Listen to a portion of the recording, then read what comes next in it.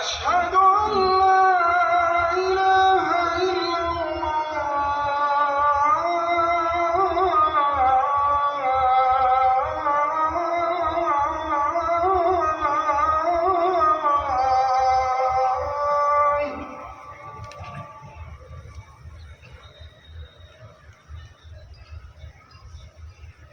أشهد أن محمدًا رسول الله.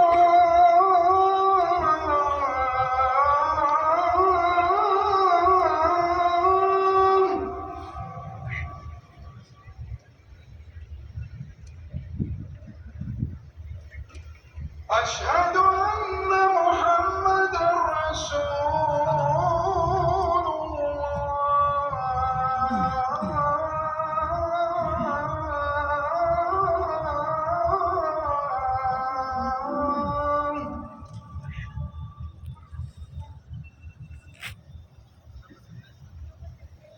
حي على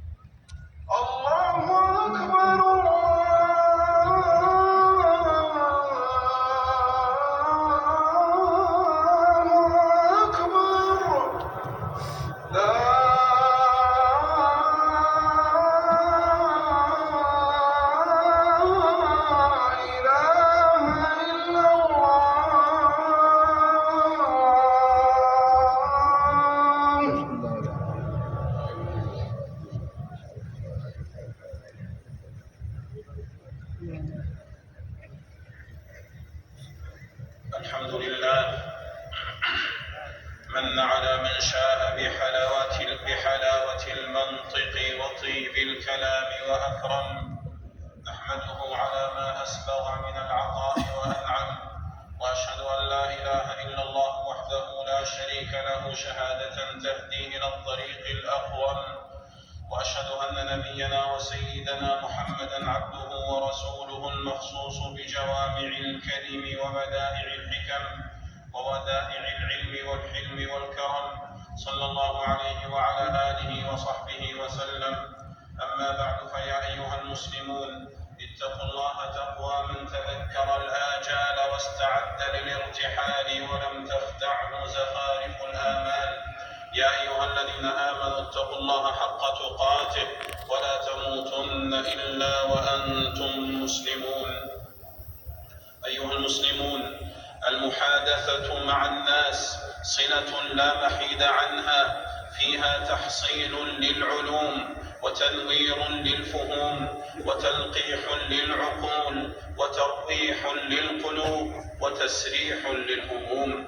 وحسن المحادثة وجمال الكلام عند المخاطبة وحلاوة المنطق عند المقابلة والمواجهة والمجالسة من كرائم الخصال وأشهرها منقبة وأرفعها درجة. ومن وشى مقاله وزوق كلامه وهذب لسانه وجمل بيانه وزين خطابه تقديرا وتوقيرا للمخاطبين، انقادت له القلوب بالمحبة وسرت إليه النفوس بالوداد. الوداد.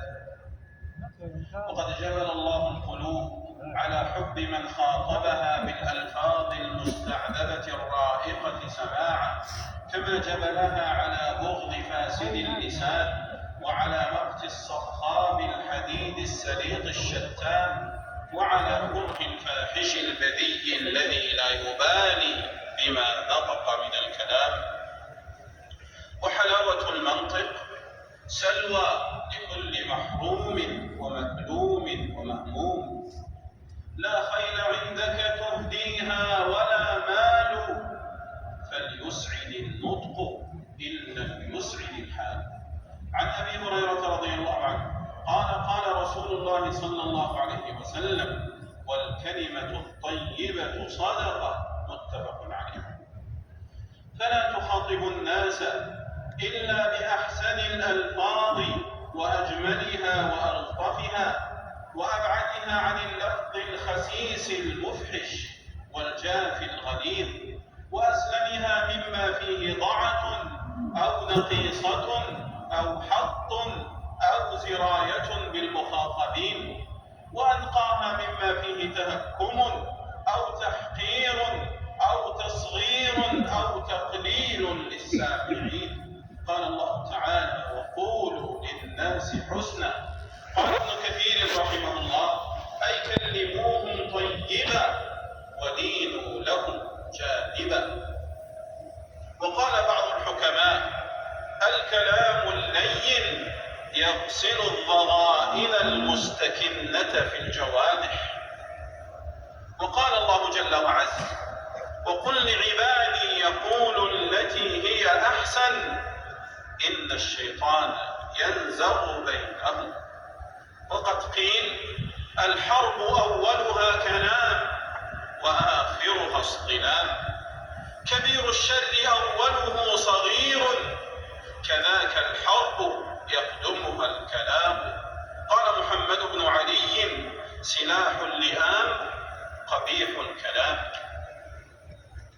والمرء لا يرشح لسانه إلا بما طبع عليه جنانه، ولا ينبت البقلة إلا الحقلة، وإن لسان المرء مفتاح قلبه إذا هو أبدى ما يجن من الفم. أيها المسلمون، وأولى من تتأكد العناية بالألفاظ عند محادثته ومخاطبته الوالدان. ولا يخاطب الوالدان إلا بالمعاني الجليلة المزوقة المحسنة بحلل الألفاظ الشريفة، لعلو مكانتهما ورفعة قدرهما وعظيم حقهما. قال الله جل وعز: ولا تقل لهما أف ولا تنهرهما وقل لهما قولا كريما. فنهى عن مخاطبتهما بصوت الأفاف المتضجر المتكره المتثاقل، وأمر بالقول الجميل الذي يقتضيه حسن الأدب ويستدعيه حفظ الحق والمنزلة، ولا يدعوهما بأسمائهما، ولا يرفع صوته بلا فائدة عند مقامهما، لأن ذلك من الجفاء وسوء الأدب. قال أبو هريرة رضي الله عنه في حق الوالد: لا تسمه باسمه ولا تمشي أمامه ولا تجلس قبله. رواه البخاري في الأدب المفرد. أيها الزوجة المباركة، زوجك كنك وظلك وعضادتك وباب سعادتك، فلا تخاطبيه بما يؤذيه، ولا تطلقي لسانك بالسوء فتغضبيه وعظميه وبجليه.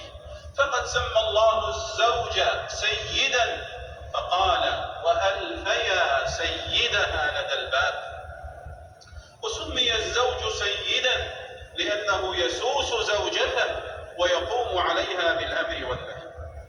وقالت امرأة سعيد بن المسيب: ما كنا نكلم أزواجنا إلا كما تكلم أمراءكم. رواه أبو نعيم. أيها الزوج المبارك، زوجك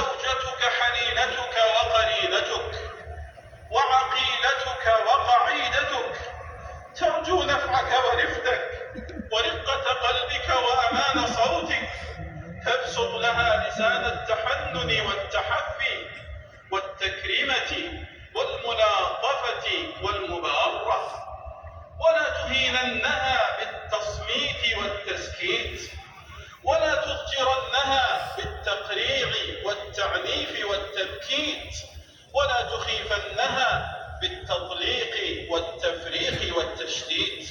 وقد قيل: النساء يغلبن الكرام ويغلبهن اللئام.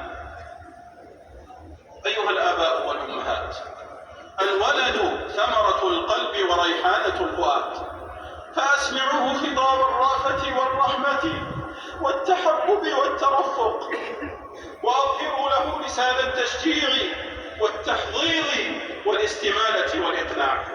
ومن وصف ولده بالبلادة والبلاهة والغفلة والخرق فقد وقع في التعنيف اللفظي المنافي لكمال التربية، وإن لم تصل تلك الألفاظ إلى حد التحريم.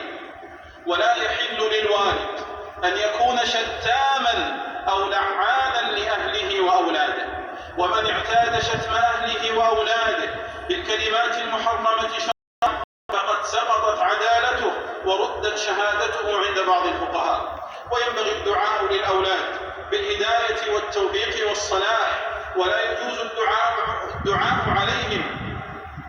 ومن الوالدين من يعجل حال الضجر والغضب لقلة تدبره وعدم تثبته وضعف صبره، فيدعو على نفسه وأولاده وولده، فيدعو على نفسه وأهله وولده بالموت أو الهلاك أو الدمار أو بما لا يحب أن يستجاب له.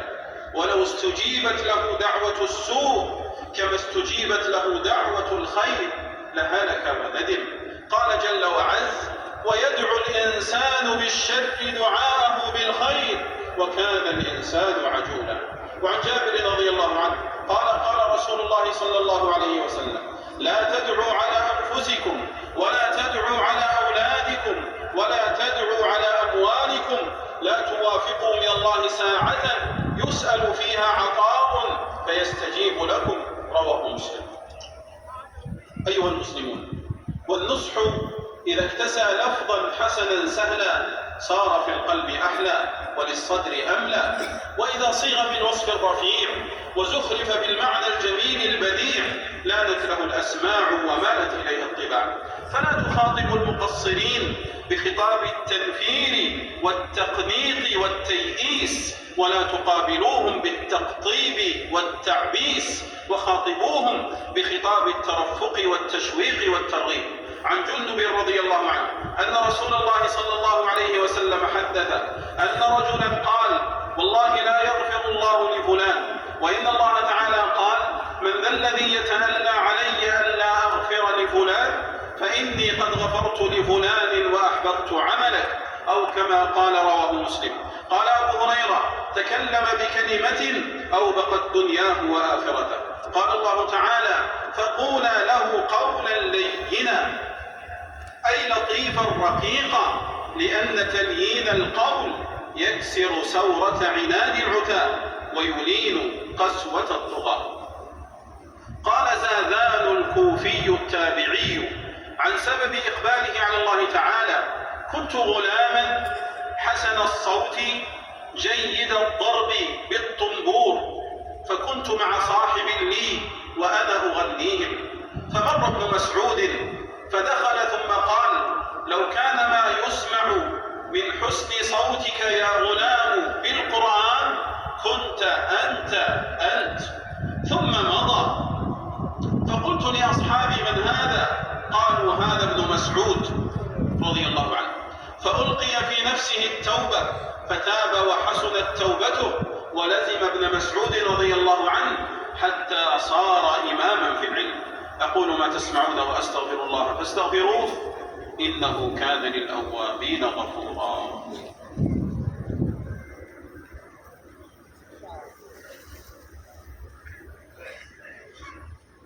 الحمد لله آوى من إلى لطفه أوى، وأشهد أن لا إله إلا الله وحده لا شريك له داوى بإنعامه من يئس من أسقامه الدواء، وأشهد أن نبينا وسيدنا محمدا عبده ورسوله من اتبعه كان على الهدى ومن عصاه تردى في قوة الهوى. صلى الله عليه وعلى آله وأصحابه صلاة تبقى وسلاما يترى.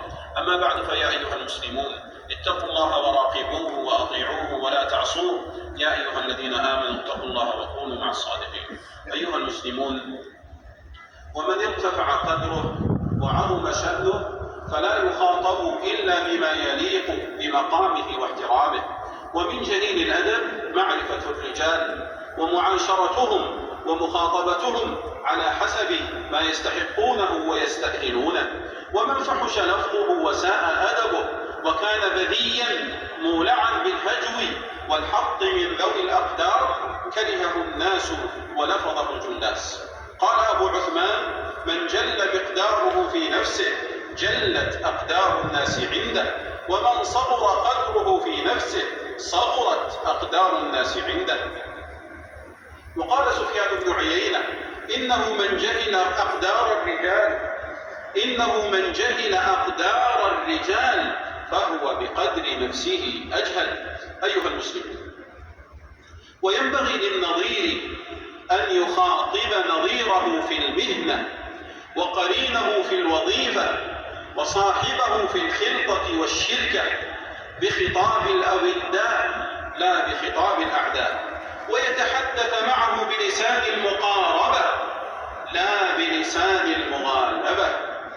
ومن الناس من يتعمد إساءة مخاطبة قرينه أو نظيره ويروم مشاغبة زميله بحضرة الناس بقصد الغض منه والحط من مقداره، ويجادله في وجهه بما يرتفع عنه أرباب المروءات، ويواجهه بخطاب الإغضاب والإرجار، ويلصق به التهم، ويصغره بالإفك، ويحاربه بالكذب.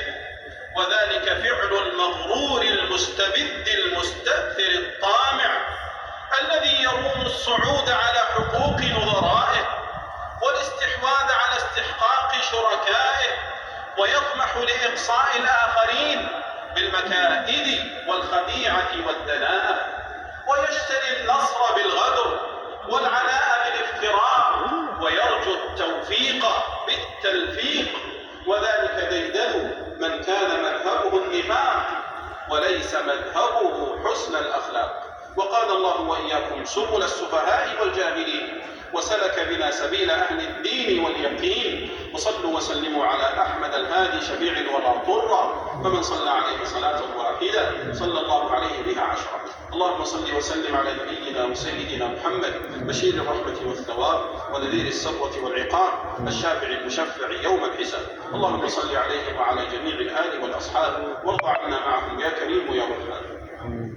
اللهم أعز الإسلام والمسلمين، وأذل الشرك والمشركين، ودمر أعداء الدين، واحفظ بلادنا المملكة العربية السعودية من كيد الكائدين ومكر الماكرين وحقد الحاقدين وحسد الحاسدين، وجميع بلاد المسلمين يا رب العالمين. اللهم وفق إمامنا وولي أمرنا خادم الحرمين الشريفين لما تحب وترضى، وخذ بناصيته للبر والتقوى.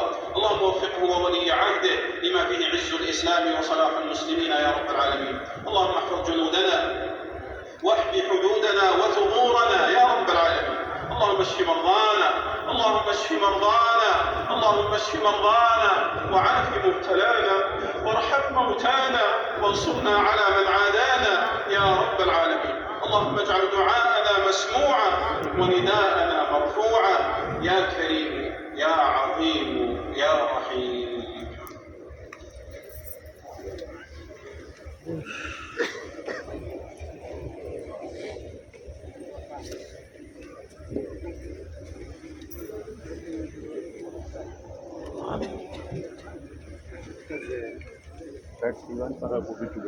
الله أكبر الله أكبر، أشهد أن لا إله إلا الله،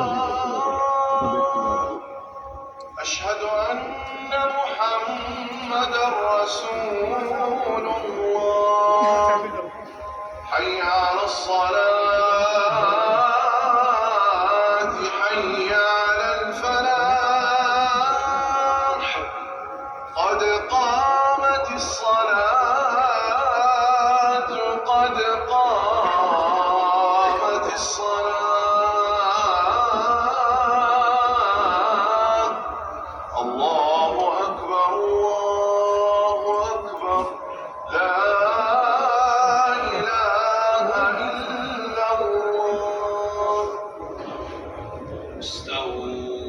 استووا اعتدلوا